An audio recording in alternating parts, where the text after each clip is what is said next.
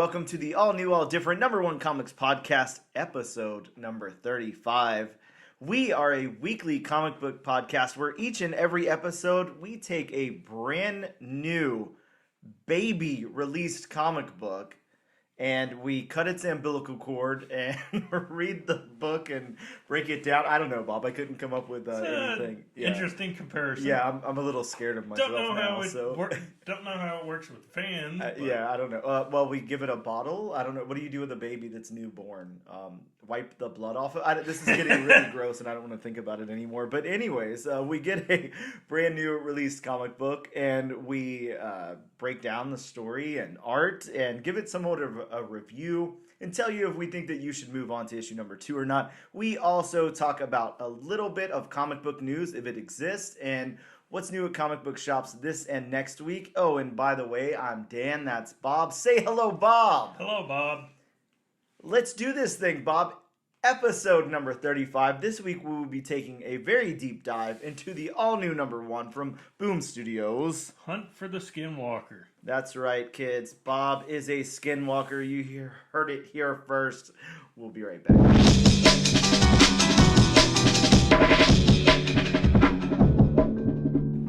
And we are back with episode number 35 of the all-new, all-different number 1 comics podcast. Bob, let's talk about news. Is there more than last week? Last week there was none, so even one piece of news would be an improvement. Well, I figured we could just talk about the Flash movie again. Okay, let's do this. Yeah, super exciting, to everybody out there. No, there's a little bit of news, not anything that pressing, but it's comic book related news nonetheless. Marvel Studios has updated their release schedule, if you've not seen that. So now we have some new concrete dates for some of this stuff. Yeah, did they move a couple of them back? Yeah, we've got Loki Season 2 dropping October 6th. We've got The Marvels, the movie, November 11th. Not to be confused with the musical. I'd love a Marvels musical. That sounds awesome. What about that? What was that Captain America musical thing that happened? Oh jeez. Rogers something the musical. I don't know. I can't remember the name of it, but yeah, I think if I'm not mistaken, you can actually find it at Disney. Yeah, exactly. Yeah, they made it a thing. Yeah, sounds super fun. Either way, we've got for Christmas, apparently Christmas Day. I'm guessing. What if Season 2 is coming out?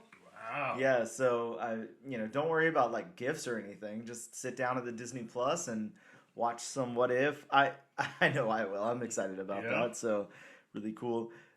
January, no hard date, but January Echo is supposed to come out, and early 2024 again with no hard date, X-Men 97, and then in the fall we are supposed to get Agatha, but get this, Bob, they have changed the name to the Agatha Show. It is now Agatha Darkhold Diaries. So how do you feel about that name change? I actually like the name Darkhold Diaries better than Coven of Chaos. I like them both. They're both really good names, but I do like the fact that we're bringing out the Darkhold in the title here. Right. So it's hopefully going to be really important to the season and or the show rather. I'm really excited about that, especially, it's the Darkhold. It takes well, especially considering the Darkhold was supposedly destroyed. Yeah. You can't destroy the Darkhold, Bob. That's not a thing that's going to happen. This is true. Yeah. This is true. You can't destroy the Darkhold. No. You can only hope to contain it. Hope to contain it. It's not happening. But yeah, really, I don't know, a different schedule there. Hopefully that one sticks, but I don't know how much of that has to do with, the writer's strike and stuff that's going on. I don't know how much of this stuff is already filmed or completed or whatever. So, especially something, coming out as late as fall next year, I'm thinking that maybe a lot of it's not completed yet, or maybe reshoots and stuff like that's not done. So maybe they're trying to retcon that whole Ralph Boner deal. So in other news, Valiant is coming back again. We're getting Valiant coming back, and they've teamed up with something called Alien Books. I don't know what that is, Okay. but Alien Books will kick things off in November with the release of Ninjak Super Killers. Bob, do you pronounce it Ninjak or Ninjake? Ninjak. Okay, I do too, but I just wanted to make sure. Ninja K sounds like a bad Atlanta rapper's name. I'm actually gonna. That's my new rap name. So Ninja K. yeah, look out for my SoundCloud. It's happening. I'm gonna drop. You are in a band. Sure, I'm gonna drop the same time that Agatha Darkhold Diaries comes out. So look for my new SoundCloud rap, fall 2024. But yeah, Ninjak Super Killers. And it was originally going to be a 4-issue mini, but now it's going to be 2 oversized issues. So 2 oversized issues of Ninjak, followed by a unreleased 4th issue of Exo Manowar Unconquered in December. And then they're going to start releasing new material in February with a very...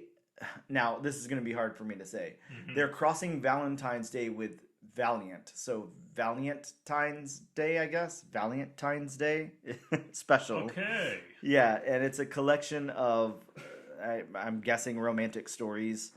And then in March, we're getting a new Britannica and a Livewire series, as well as the Valiant's team-up book, which is, I'm guessing, like, a Justice League or Avengers-style book. So, yeah, I can't lie. I'm looking forward to that. The writing on all the newer Valiant stuff has been really, really good. It sucks that it doesn't stick. Like, that not enough people are interested in that universe to make any of those books stick for, like, long term, and they have to reboot all the time. But that last Shadow Man series was amazing. The original Harbinger run is, like, one of the coolest books ever. I really, really dig that book a lot. The Faith stuff that came out, like, at this point, probably almost 15 years ago, was really, really good. There's been some really good stuff from Valiant out there, but if you're not a Valiant head like me, then I don't know. Maybe just jump on it. It's good stuff. One of my favorite books in recent memory, and this has to have been like 10 years ago, was now I can't think of the name of it. So Ravage, or not Ravage. No, I'll think of the name of it later. But it starts with R. Rapture, that was it. Okay. Rapture, such a good book. It was like a little mini. It was really, really cool. If you ever, I'm not going to be able to sell it well here, but if you ever get a chance, check that out. It's really awesome. In other news, I'm sure you heard about Gerry Conway. Maybe not like particularly sad news, because we keep hearing of all these deaths and stuff. Like, we're in that scary 3 zone. You know how, like, every time that, like, somebody dies, like, it comes in 3s. So we got the what was it? Jimmy Buffett died, and then somebody else died. Gary Wright. Who was it? Gary Wright. Is that the Dreamweaver guy? Yeah. Okay, so the Dreamweaver guy, and I don't know, off the top of my head, I feel like there was a couple more, but yeah, Gerry Conway. Kind of, let me knock on wood here, because it's always scary whenever you're dealing with cancer to say that somebody's beat cancer or something like that, because historically a lot of times you beat cancer and then it, like, really aggressively comes back or something. So I hope that's not the case, but at least for the time being, Gerry Conway is kicking cancer's ass right now, which is really cool. He was diagnosed with pancreatic cancer in October, which is, I don't know about you, Bob, but I've never even really heard of anybody being cured of pancreatic cancer. It's usually a death sentence. I haven't. Well, I mean, when you're talking about the big C to begin with, I mean, we both know historically how that usually pans out, and I mean, whether you know somebody or not, who has cancer, is going through cancer. I mean, the survivability rates on that, and the rates as far as if it relapses or anything. So it's definitely, once you hear that word, it's kind of like, oh man, it's so serious. Yeah, never a good thing to hear. But like I said, some bright news. He was diagnosed pancreatic cancer back in October. He had the tumor removed, and he spent like a whole lot of time getting other surgeries and being treated. And at least right now, the note from the doctors is he's on the road to recovery. Like, he's got no cancer. So Yeah, that is definitely some awesome news to hear. Yeah, that is like when dealing with cancer, that is the best news you can hear. It is. You know, again, like it's sad to say and it sucks to think about and everything, but I mean, it's never a 100% guarantee that it's not going to come back. But the best thing you can hear is, hey, you're good for right now. Go live your life. You know, so that's awesome. I'm glad that he has revealed that. But the kind of cool thing about it is, or not cool, I mean, of course, you know, anybody dealing with like a life-threatening illness like that, you never know how you would deal with it yourself or how you would be or whatever. But he kind of waited to say anything until it was looking up for him. So he kind of said, like, you know, in not so many words, he didn't want people to feel bad for him and all this, so he just really didn't say anything. And now that it looks like, you know, he's on the mend, now he wanted to come out and say something about it. So kind of cool. You know, just whatever. But yeah, really stoked about that. Hopefully Gerry Conway is with us for a lot longer and not suffering at all and just living an awesome life, going to conventions, signing things, having fun, doing stuff. My last little tiny bit of news is World Tree news. So I know you're excited about that, Bob, because we both absolutely love that book. World Tree #1 is getting a 5th print. Wow. It's going to 5 printings, and I honestly don't see it slowing down after that. I see it going to like the sky's the limit. 7, 8. Could you see the Killing Joke territory? Yeah, definitely. I feel like this book is pretty unstoppable. It's such a good book, and it's so out there, but it's able to just like reel you in because it's so good. It's just such a good read. Again, Bob, we're going to have so much trouble. I want you to visualize for a second the end of the year episode. We've got to sit here and talk about all these books that we've read and all the books that we've talked about on the show and stuff. Yeah, that's going to be tough. Yeah, and then like, it comes down to like, all right, Bob, you got to pick one. I don't know how the hell we're going to do it. Right. Yeah. Right.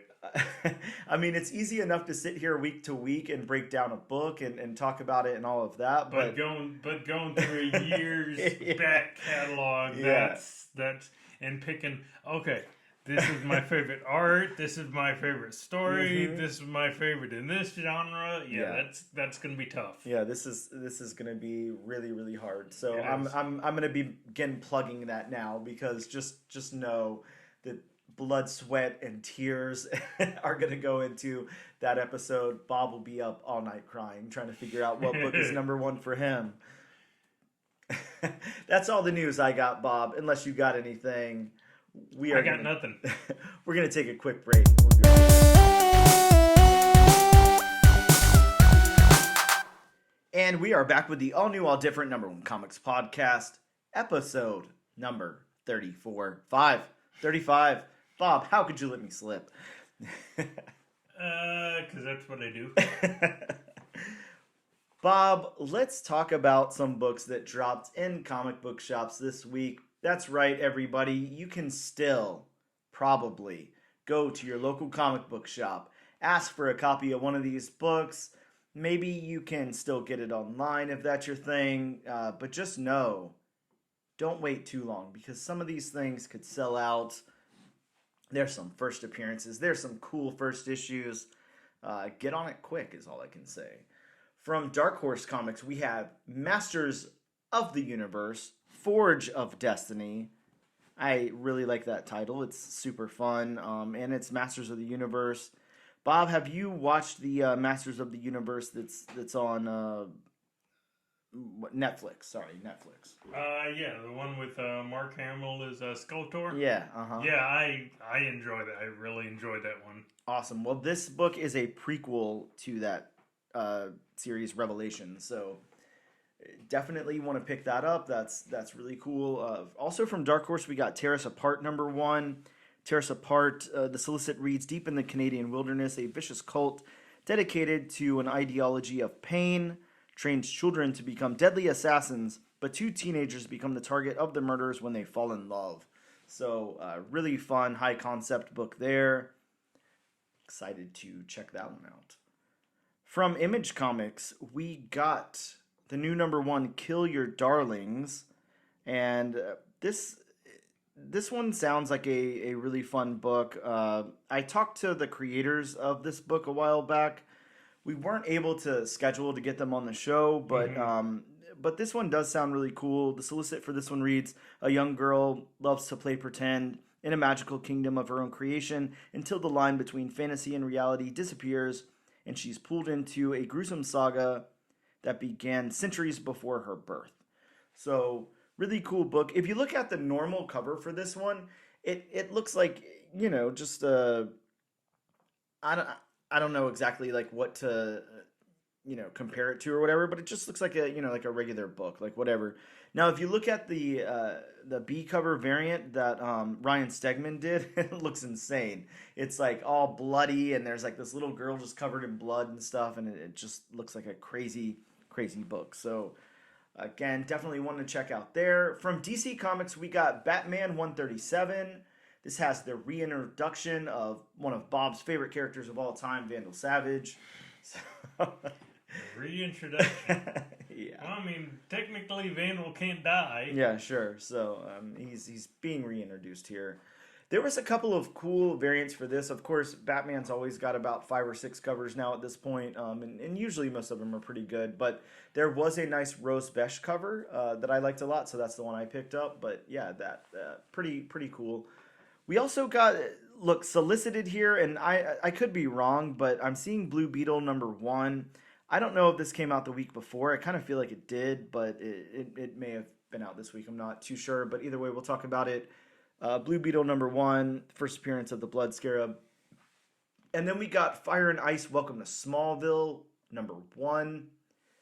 Really great Jen Bartel variant for that book that I picked up. We got Peacemaker Tries Hard, issue #5, and this one had some really great covers as well. There's like a movie poster homage and just some really cool stuff out there. It's had first appearance of Teen Deathstroke and Warmaker. And then we got Poison Ivy, issue #14, with the first appearance of Peter Undone. I'm going to go with, I don't know, Undyne? Undone? Don't know. I don't know how to pronounce that Y in that that order there, but we'll leave it at that. Over to Marvel Comics, Amazing Spider-Man issue #31 got a second printing, and that is the one where Mary J. Watson assumes the jackpot costume, and then it's got that really cool second print cover, the all white cover. It looks like a magazine with her in the full costume. Right. So definitely one to pick up. It was $10, but I think that I'm okay with that. It's a big book and it's got a great cover, so whatever. Silver Surfer Rebirth Legacy #1, got the Rons on that one. And then we got Spider-Gwen Annual #1 with Spider-Gwen versus White Fox in the Contest of Chaos annual storylines that's been going on. We also got Star Wars issue #38, part of the Dark Droids tie-in, and Star Wars Dark Droids #2, which is equally part of the Dark Droids tie-in, hence the title and all that. And those are some of the new books that are coming out this week or have come out. As I said, you can still hopefully hit up your local comic book shop, see if you can get a copy of one of them. One of the books that came out this week is one of the ones that we will be talking about very soon, Hunt for the Skinwalker #1, when we return from this brief break.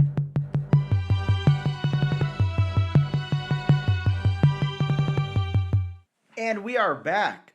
This is the all-new, all-different #1 Comics Podcast, episode #35. We are talking about the new Boom Studios book, Hunt for the Skinwalker, issue #1, by Zac Thompson and Valeria Burzo. I'm going to go over a quick overview from Boom Studios about the book. Then we'll get into my synopsis and the history of the creators before we talk about the book. But from Boom, working hand in hand with Dr. Colm Keller and George Knapp, and incorporating never-before-seen new revelations, writer Zac Thompson and artist Valeria Burzo adapts the category-defying godfather of modern-day paranormal research non-fiction book, Hunt for the Skinwalker, inspired by one family's confrontation with the unexplainable and terrifying, and what happened when they invited the largest scientific investigation of the paranormal to their ranch. So that is the synopsis for the whole book, and I can go into the synopsis of this first issue, but just please be aware that it's pretty long and I'm gonna stumble quite a bit. So, we're used to it by now. Yeah, sure. Unidentified flying objects, animal mutilation, terrifying otherworldly cryptids, countless strange phenomenon. For more than 50 years, a remote ranch in the Utena Basin has been the most significant nexus for the paranormal. I like that word nexus because it just makes me think of the nexus of all realities, and I'm hoping that Man Thing will come up in this book, even though it's not a Marvel book and it's supposedly nonfiction. Inspired by one family's confrontation with the unexplainable and terrifying, and what happens when they invite the largest scientific investigation of the paranormal to their ranch. Based on the 2005 groundbreaking, electrifying nonfiction book by Dr. Colm Keller and veteran investigative journalist George Knapp, that revealed the captivating true story of Gorman Ranch for the first time, seizing mainstream imagination and inspiring high-profile investigation, documentaries, and genre fiction in various media. Now working hand-in-hand with Keller and Knapp, and incorporating never-before-seen new revelations, writers Zac Thompson and Valeria Burzo adapt the category-defying tale in a series perfect for fans of I Hate This Place and The Low Low Woods. Those are two very different books than this to me, but I'll take it. Before I get into my synopsis, I want to talk about the creators for just a sec. Of course, we have Zac Thompson, the writer of this book, and I think at this point we're both pretty familiar with Zac Thompson. He's been around for a minute at least, but he did Nature's Labyrinth for Mad Cave Studios, No One's Rose for Vault Comics, Khazar, Lord of the Savage Land for Marvel. He did a Yondu miniseries for Marvel, as well as Cable. If you remember that book, Lonely Receiver for Aftershock, he did that. Very, very weird book, as is this. Age of X-Men, The Marvelous X-Men. I Breathe the Body, which is by far one of the strangest books I've ever read in my life. Very, very cool, though. And actually, a friend did a variant cover for that. So, really, nice. Yeah, somebody, that's the only variant cover he's done. But, really, really cool variant that he did. Her Infernal Descent, Relay, The Dregs, X-Men Unlimited Infinity comic, Come Into Me, also a very, very weird comic. And the list goes on and on. He's done a lot of independent stuff, done a lot of stuff for Marvel, done some stuff for Valiant. Speaking of Valiant, Bloodshot, Rising Spirit. But yeah, really, really cool creator. Been in the game for a little while here. And Valeria Burzo, kind of newer to this whole thing, but Castle Full of Blackbirds is I don't know, the biggest thing I can think of that they've worked on, and Witches of World War II from TKO Comics. That one is super cool, and I wish that I had a copy of that because it sounds like such a cool title. We also have the Dark Horse comic that is yet to be released, Headless Horseman, the Halloween Annual #1, with Valeria's artwork in there, so something to look forward to. But yeah, kind of a newcomer to the game. And then, of course, this cover art by Martin Simmons. If you're familiar with Department of Truth, that's obviously right. That same artist there. So really, really cool stuff. I'm going to go into my synopsis real quick, Bob. And I'll try to keep mine brief. It's not quite as long as theirs. So Hunt for the Skinwalker opens with the Gorman Ranch in Utah in 1996. Tom, the dad/husband of the family, is out working on the ranch when his wife Ellen comes in with groceries. And they both notice things missing or out of place. Later at night, a wolf approaches the family and acts very strange. Tom shoots it, but it still manages to walk away. We then flash forward to 1977. We learn the lore of the Skinwalker, which is a type of witch who can alter their shape at will and assume the characteristics of certain animals. Ellen later calls the police to report a wolf with Tom gone. And when Tom returns, he wakes the kids and goes outside with a shotgun to find a really, really odd looking UFO that they think is an RV for some reason. And the next day, Tom heads to work. Ellen sees another UFO with a man inside. Tom returns, and knowing that they can't afford to leave the ranch, he contacts the National Organization for Speculative Science. And the book ends with one of the scientists looking at a UFO with binoculars. And Bob, my favorite part of the whole book here is that very last panel when the scientist lowers the binoculars and there's a tear running down his cheek. Because I'm not sure what was going on there. I don't know why he was crying. But I really like that. So I have to point out that panel because it's very, very interesting. So let's break this thing down then. We've got a very interesting story, and I think there's going to be some caveats here. I think that this one's going to be a little bit different for us to review, a little hard for us to review because whether you believe in this kind of stuff or not or whatever, it is being labeled as nonfiction. So typically anything that we've talked about before has been purely fiction. So we have to look at this in maybe a little bit of a different light. I'm not sure. And this is something that's like heavily documented out there. There's that Skinwalker Ranch television show. There's lots of books. There's documentaries. So, things like X-Men and World Tree and stuff like that. There's not really any other media, aside from it.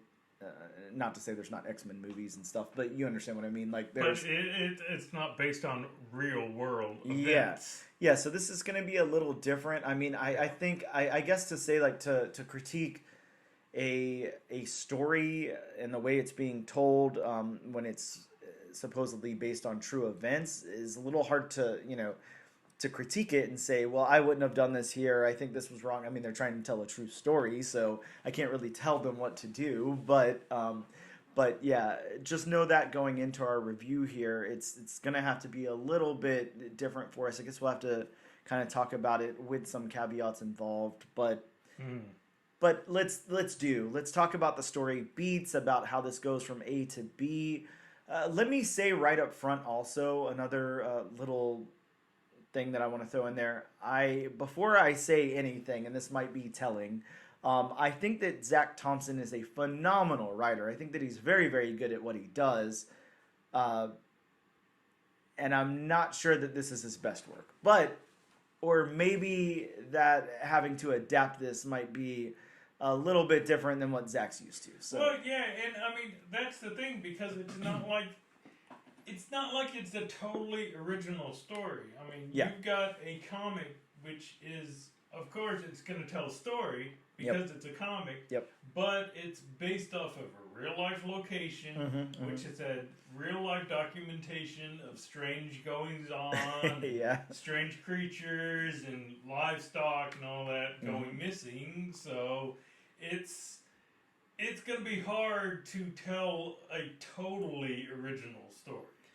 Yeah, and again, like you were saying, the events have to unfold the way they unfolded. So to take the story beats and say they don't work or something like that's not fair for us to say, really. But just in reading a comic book, let me say that my opinion of the story beats here is this is very. I said it to you, before we started. It's reminding me a lot of like a.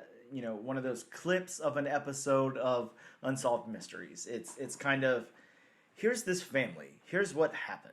It plays that way. Yeah, and I mean, I'm the same way. The story beats in this, if I were to go off of it just strictly from a comic, person's point of view, as opposed to somebody who knows the backstory and the lore and all that. If I were to go into it as purely a comic book reader, I gotta say the beats for me were just disjointed. I mean, you had the multiple flashbacks. I mean, you had event A, event C that led to event B, and I don't know. To me, the beats were just disjointed. Yeah, they were kind of all over the place. And let me say, like, towards the middle of the book where we get that flash forward, I guess, to 1977, where we're getting the explanation of the lore of a Skinwalker and the families in the car and the creatures in there and all of that. It just seemed to kind of come out of nowhere. Mhm. I couldn't really understand if we were supposed to think that we've completely moved forward in the book to 1977 and everything that's taking place on the ranch after that 1977 flash forward is 1977 and beyond, or if we're back in 19 whatever. I don't know. It was a little confusing. Obviously, it's a flashback because, you know, the book begins with 96, goes to 1977. I think that maybe it could have said, you know, we're back in 1997 or sorry, 1996 or whatever. But it's just, I don't know. It kind of went in and out kind of weird. And I didn't really understand that very well. And I didn't understand who that was supposed to be. Yeah, you know, it was just a little confusing. But I think that a little bit more exposition could have helped that part of the story beat a little bit.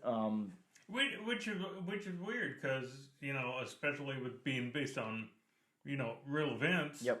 This book had a good amount of exposition. Yeah, exactly. Yeah, there should have been a good enough amount to explain some stuff. I would say that the whole, you know, all the beats kind of suffer from that. We're introduced to Tom and Ellen.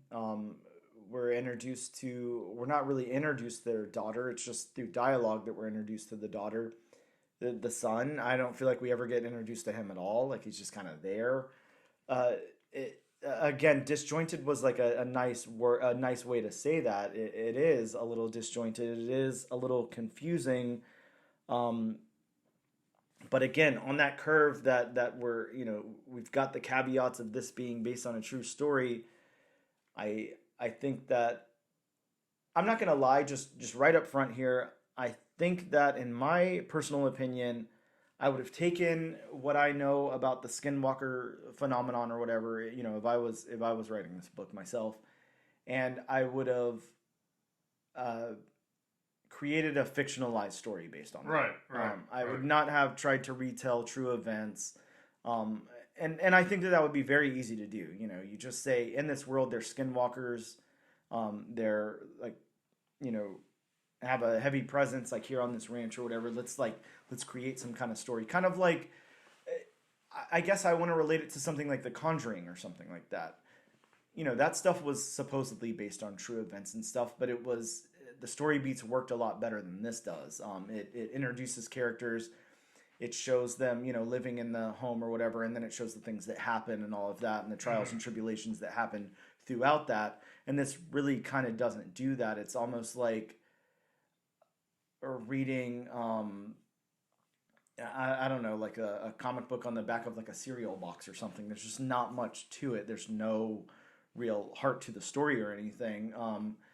How about the narrative then? What did you think about the narrative in this book? I gotta say, you know, that the narrative, you know, like I said, this book is exposition heavy, so I can't really say there's a great flowing narrative. Yeah, agreed. But for me, this is the part of the book that actually worked. Yeah, because it, you know, it explained itself. You know, it explained what was going on. You know, it explained everything. So for me, that the narrative worked. Yeah, I agree with you. They were able to explain enough of what was going on in the narrative. And while it's kind of clunky and all over the place with the beats, the narrative does kind of like reel that in a little bit and help you understand what's going on a little bit better. But yeah, I think you know, Zac Thompson, again, really great writer, really good storyteller. I would expect that, you know, the narrative of something that Zac Thompson's writing would do that. I think that, you know, again, going back to the beats, it suffers from the story already existing and Zac having to bring that into like comic book form or whatever, with the little amount of story that he has. And let me say this too. This might be like an unpopular opinion. I've never watched any of the Skinwalker Ranch or seen any of these documentaries or anything, but there's not a lot of story there. This is like very, very thin. This, like, it seems like it seems a lot cooler than it actually is to me. Like it does seem like one of those very, very short, like, I don't know, 8 to 10 minute stories that you get on unsolved mysteries. Um, you're out in a secluded area. There's some form of like alien or monster. It's doing something. Everybody's scared. It's unexplained. Like that's the whole story. Mm-hmm. So I don't feel like there's very much for Zac to really work with and say anything about. And he's got 3 issues to tell us the story of this family who we're not connected to in any way. We don't even know one of the kids' names. Like they're just kind of there. The only real way that he can have us connect with them is kind of, you know, they bought this property. There's things going on. They can't really afford it. They're having money troubles. They can't leave because of those money troubles and everything. That's really the only thing we have to relate to. Like they're kind of just like wooden slates. Other than that, I'm not seeing much about like their relationship or them, you know, being there for one another or how the kids interact or anything. So it's the source material is a little thin in my opinion. How about the dialogue then? There's not a whole lot. It dips in and out of, you know, narrative and dialogue quite a bit. And this is where I'm going to say, you know, talking about it being really thin, it's very thin in dialogue. Like, I don't feel like I can connect to any of these characters through their dialogue. Yeah, there really isn't there's a whole lot more exposition than there is dialogue. Yeah, and it's hard because I'm not getting, like, a reading on Tom. Like, I would think that, you know, Tom being, like, a rancher out in the, you know, mid-90s or whatever, like, and he, you know, he's a hard-working guy. Like, that's the prototype or whatever stereotype, like I think of him, like, but I'm not getting anything from him. Like I don't understand if he really hates to leave Ellen there, you know, when he has to go work. I'm not understanding if, you know, he wants to get away. Like I'm not understanding much about him other than the couple of moments where he's like, you know, telling Ellen like, I'm sorry, we're going to talk about the future and all this. Like it just seems kind of injected in there for no apparent reason. But yeah, you would think through this dialogue, at least, that would be the only way that we could really identify with these characters and see what they're,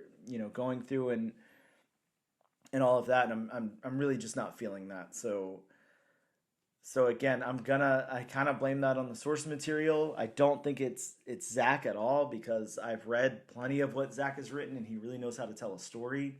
I Breathe the Body is one of the most terrifying, you know, things that I've read that he's written, and it's out there and it's crazy and it's really cool, and this is not really anything like that. This is very, very different.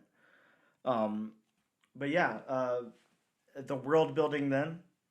This is one location. This is on the ranch. But it is building a world for the Skinwalker and you know, out here in Utah and everything. Mm-hmm. So what did you think about the world building? I thought the world building was fine. Yeah. I mean, I can't really, you know, say much else positive, but I can't really say anything negative. Yeah, agreed. The world building was fine. I agree. I mean, yeah, we know we're in a ranch in the middle of nowhere. I mean, at the end of the book, you know, Tom even talks about taking his kids to a jazz game, so you know you're in Utah. Yep. Yeah. Yeah, it works. That's probably the best thing I can say about it. There's not anything really negative to say about it. No. For what they needed to inject in this book, I don't think there was a lot of time or space to really build out the world any more than that. And again, I mean, based on the source and material, I mean, you really don't need to build any more of a world than the ranch itself. Yeah, exactly. So very, very true. Well, let's get into the next part then. The art from Valeria Burzo. This is going to be really hard for me. I don't know if you want to lead, but let's. I'm going to say this. Let me say this right up front, like I did about Zac from the beginning. I like this artwork. This is different. It's pretty unique. It's almost reminding me of, like, I don't know what to call it, but it almost reminds me of a colored version of the Walking Dead comic. Yeah, it's got those kind of vibes. It's also like reminding me of some, like simplistic but well done art, like almost like Silver Agey a little Right, bit. yeah, It's I like can see that. it's almost throwbacky. I Yeah, I do can see really like the art, but let me say this. I feel bad for saying this. This art does not work at all for the story. See, and I was thinking the same thing. You know, I mean, to me, a book like this, the art needed to be a little more cleaned up. Mm-hmm. You know, and I'm not, knocking Valeria's art No, style or anything by any means. I'm gonna say that every single time. So if anybody comes in and out of this podcast, they don't think we're Right. bad mouthing. I really, really like this artist a lot. I really do too. But I mean, for this book, for what it is, does not work. Again, to me, it doesn't work. To me, I mean, you almost need to have like that photorealistic house style. Either that or what I really wanted to get at was, the cover artist, Martin Simmons, like the artist that does Department of Truth. Yeah. Now that would have worked for this book. Yeah. This art, I'm sorry, it's too, I don't know what to call it, but it's cartoony. It's got that Silver Age vibe to it. It does not work for this. Which and I mean it'd be fine for a lot of other books. Yes. I mean it'd even be fine for like a Silver Surfer or Ghost Rider. Oh, absolutely. Yeah. Silver Surfer or Ghost Rider. I mean, throw this artist on like some Marvel projects. Right, Absolutely. right, Yes. right. I love this art, but it does not work. Just for what this book is Yeah. and the story it's trying to tell. Mm-hmm. To me it just doesn't.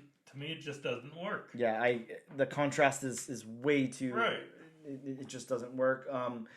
So it's going to be hard to critique it, but we're going to have to do the best we can. So what do you think about the character depictions here? I mean, the character depictions, I mean, we got, Tom and Ellen who are trying to raise their kids. I mean, they're struggling. Yep. I mean, they're, Tom is definitely depicted as that, ranch farmhand, worry about his livestock, stuff like that. And I mean, then you got the kids who want to be kids. I mean, like when Tom wakes the kids up to go out and investigate. Mm-hmm. The son who again, I don't think they said his name. Yeah, I don't think so. He's apprehensive, and I mean, the daughter is just ready to go. Yep. Mm-hmm. So the depictions for me worked. Again, just like the world building, the depictions to me worked. Yeah, the depictions were fine. I'm gonna say a little more detail in the bodies and faces would have been very helpful to the story. Like I feel like with it being such a outlined type of story without like a whole bunch to fill it in. I think that we could have filled it in with the art instead, and that was a missed opportunity. They're a little blank here, but it's not a dig on the artist. I think the artist really does a wonderful job. I just don't think it works for the story. I don't think it works for these characters. The locations then we're basically just on the ranch here, and then that one little spot where we flash back to the 70s in a car. I think the locations work. I think the ranch and everything looks nice. The wooded areas and everything look good. I will say if nothing else, the locations look good in the art here. I'm good with the locations and kind of backgrounds. I think that they work well together. I don't know if you have any separate thoughts you want to include on that, but no. Yeah. And then, speaking of the backgrounds, they kind of tie in with the locations with me, but this artist does do what you and I both appreciate in backgrounds and fills them out. They're all fleshed out. Every panel has... Yeah, the background definitely work. Yeah, like I said, the panels, each panel's fleshed out. There's a lot going on. We see a lot of the world. It's not that solid color or white background type of thing that's not lived in. So the backgrounds do work well here. If anything good I can say about this book, it's definitely the locations and backgrounds. They do work. How about the colors? I didn't check to see if we had a separate colorist here. I think we do, but yeah, it's Jason Wordie is the colorist. Again, you talked about it looking kind of like a Walking Dead that was colored. Mm-hmm. I almost get that feel from it. Like, I almost think that this might have looked a little bit better in black and white. Yeah.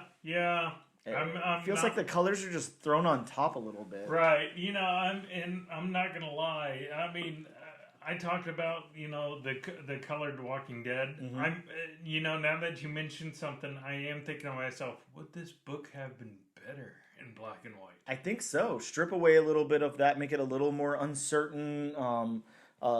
Obviously, have a way. I don't know. A lot less of a palette. Just kind of have those whites, blacks, and gray tones in there. Yeah, or maybe do a combination of both. Maybe have a mostly black and white, but you have colors here and there. Yeah. To highlight the really important things. Sure. Yeah. Maybe the UFO or something. The Right. Skinwalkers in color, whatever. But yeah. I think the colorist knows what they're doing. It's not a dig on them. It's just I don't really think it works wonderfully with his artwork here or the tone of the book either. The palette's a little weird in my opinion. I'm unsure. Here's the important question, of course, Bob, that we always have to come to. Is this enough to make you want to see what's going to happen in issue number 2? And I watch the History Channel a lot, so I know a lot about Skinwalker Ranch. Yep. And I know the lore and all that. And while this book, gets it across, and I mean it's kind of up my alley in that aspect. I gotta say this book just didn't do anything for me. I'm with you. I can't recommend that anybody continue on to issue number 2 because there just wasn't enough there. Sorry, first appearance of the dogs. But yeah, I feel bad. I feel like the creative team is really good. I know Zac Thompson's a great writer, and I really love this art. I just don't like this team up. I don't like them. I don't like the art in this book.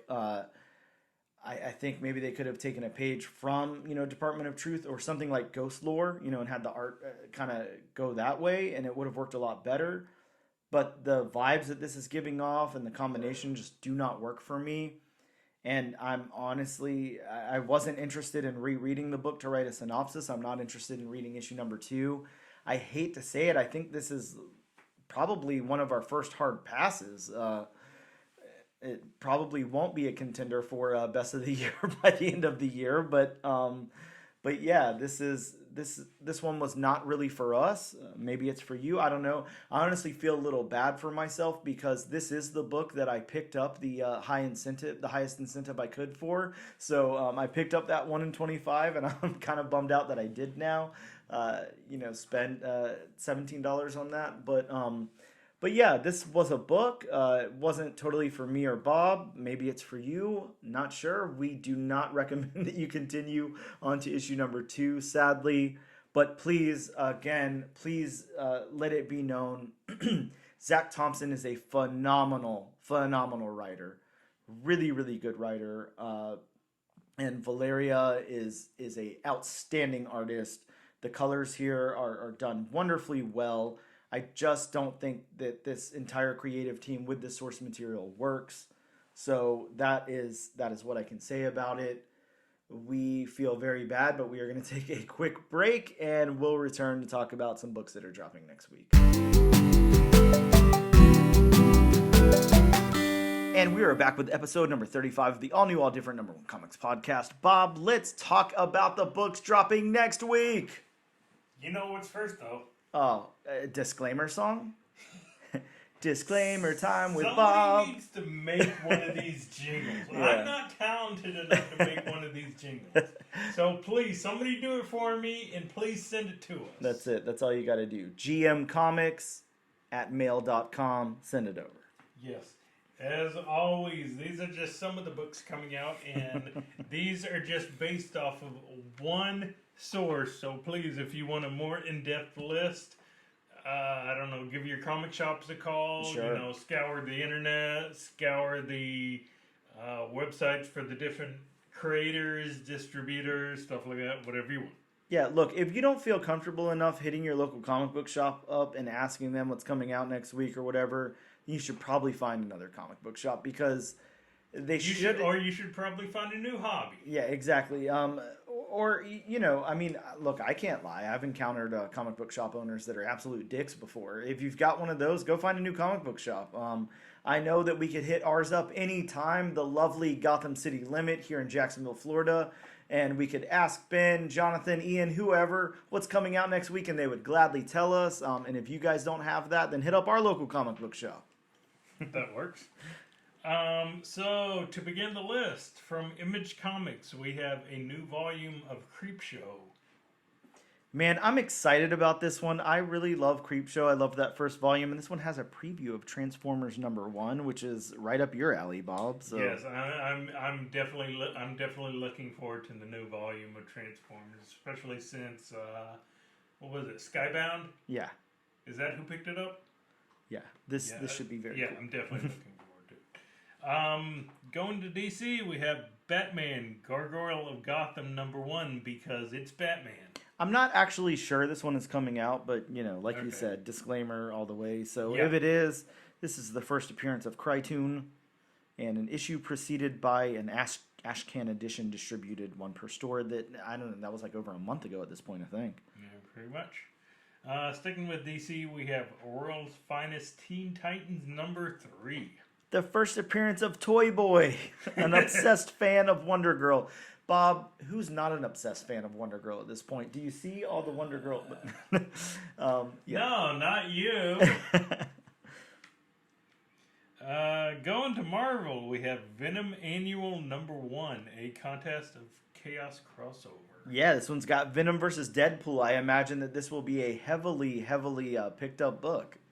Two fan favorites not teaming up. What's the word? I don't know. They're gonna fight against one another. Whatever.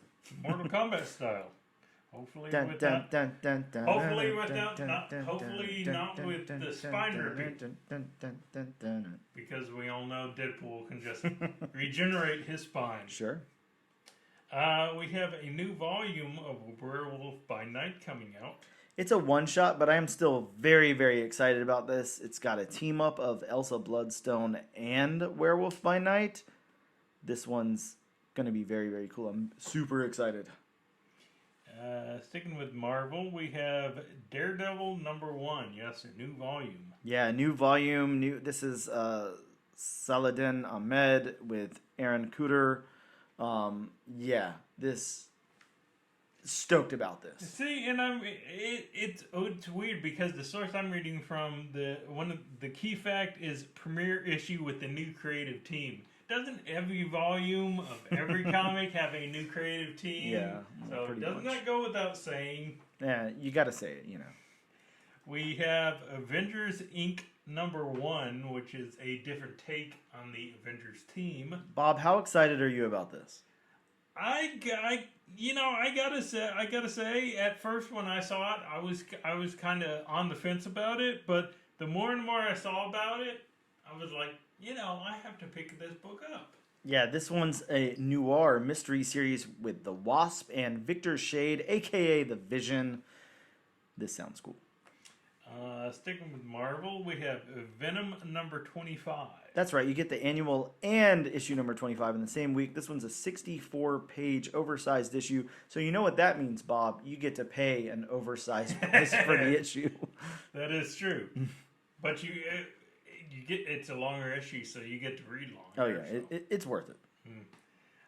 Going back to DC, we have Batman and Robin #1 because it's Batman. Yeah, Batman and Robin. This is the first cameo appearance of, I'm going to go with Shush. Shush.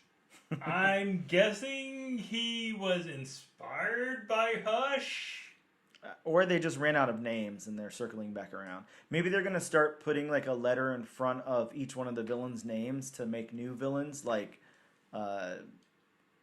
the Joker and it's funny before I continue my list, that just reminds me, shush is the sound you make when you want to when you want somebody to be quiet. There was a robot chicken sketch. Oh, okay. A few years ago. The Riddler leaves the Legion of Doom and he starts his own team. And there's villains like what was it? The Exclaimer. Oh, okay. And the air quote twins. I like the air quote twins. It was really weird. Oh yeah, and the comma. The comma. The comma. Wow. Yes. Was it the comma and then or was it the and then had a comma and then comma? Pretty much, actually. That's almost spot on. Yeah. That's pretty awesome. Going back to Marvel, we have Alligator Loki #1. Yes, Alligator Loki. Everybody's favorite creature Loki. Yes. Now, this one is a one-shot, be aware, but it's super fun. It's a one-shot collection of the Alligator Loki Infinity Comics digitally released series. We have Captain Marvel Dark Tempest #3. This one's got a first team appearance of the Feral Five siblings. Don't even try to say him. Keza, Blake, Zin, Zane, and Zaka. That's what I'm going to go with. I mean, Keza? yeah. I mean, looking at that first name even, I was kind of like, I'm not even going to try to say that. Sure. We have Ghost Rider #18. Speaking of not being able to pronounce names, this one has the origin of Talia Warroad. I mean, good enough. Good Sure. enough. It's got a really cool cover, too. I can't wait to pick that one up. It really does. It has kind of a modern Sienkiewicz style. Yeah, really cool. If I were to say. We have X-Force #44. The first team appearance of the Wolverine Sentinels, pictured on the cover, likely to be introduced in issue 43. Which, I'm not going to lie, the Wolverine Sentinels just sound awesome. Oh, yeah. Give me Helverine, give me the Wolverine Sentinels. Come on. And Hot Claws, everything. finally, from Dark Horse Comics, we have Usagio Yojimbo, Ice and Snow #1. A series following the Green Dragon story arc. So if you've read the Green Dragon story arc, which I did not, Yeah, and I'm guessing likewise. Dan did not either. I've not read much Usagi Yojimbo, so, yeah. Very cool nonetheless. So yeah, those are just some of the books coming out. Just some. Bob, speaking of books that are coming out, let's talk about the book that we are going to be covering next week. We are, of course, at our very famous wheelofnames.com to check between 3 books which one we might be covering next week, and it is between the one-shot Alligator Loki from Marvel Comics, Hexagon Bridge from Image, and Whatnot/Massive Publishing's Harriet Tubman Demon Slayer. Yes, you heard that right. Yeah, you did. We were as surprised at the title as you were. And Bob, we are spinning, and it looks like the wheel is landing on Hexagon Bridge. So that's the book we will be talking about next week. Hexagon Bridge from Image Comics. Go ahead, get your copies now so you can follow along next week on the podcast. As always, we are the all new, all different #1 comics podcast. This has been episode number 35. Make sure you check us out on social media. We are at Instagram at ANAD_1 Comics Podcast. We're on X or Twitter or whatever the hell it's called at ANADNO Comic Pod. We're also on TikTok at ANAD1 Comics Pod. And you can check us out on YouTube under the Comic Book Channel. This and every single week, you can win a copy of the book that we just talked about. Of course, this week being Boom Studios' Hunt for the Skinwalker. Hey, maybe you'll love it. Why not pick up a free copy? All you got to do is use our hashtag, AllNewAllDifferentNation, on a social media post of your choice, and you can be entered in the giveaway to win a postage-free copy of Hunt for the Skinwalker. Thank you guys so much. Bob, tell them we'll see them next week. I'll see you next week.